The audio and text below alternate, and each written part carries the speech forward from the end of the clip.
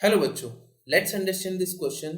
An electron is moving along positive x axis. तो electron जो move कर रहा है वो किस तरफ है? पॉजिटिव x एक्सिस में। ये हो गया x एक्सिस, ठीक है। तो इस तरफ इसकी वेलोसिटी हो गई, ये हो गई v वेक्टर ना।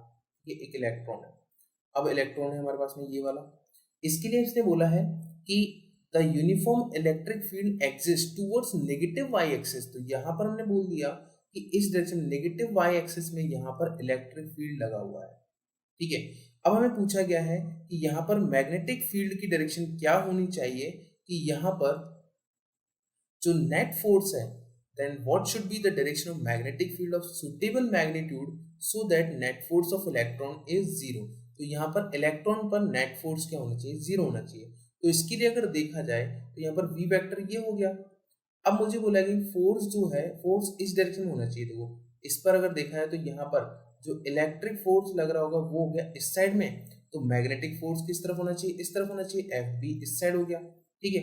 तो मैग्नेटिक फोर्स इस डायरेक्शन में अगर होना चाहिए तो यहाँ पर हम बोल सकते हैं कि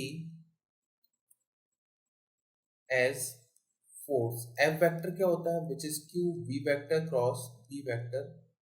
तो नेगेटिव हो जाएगा फॉर इलेक्ट्रॉन या नेगेटिवली चार्ज पार्टिकल। तो यहाँ पर minus q vector v vector cross v vector. तो इसके according then the direction of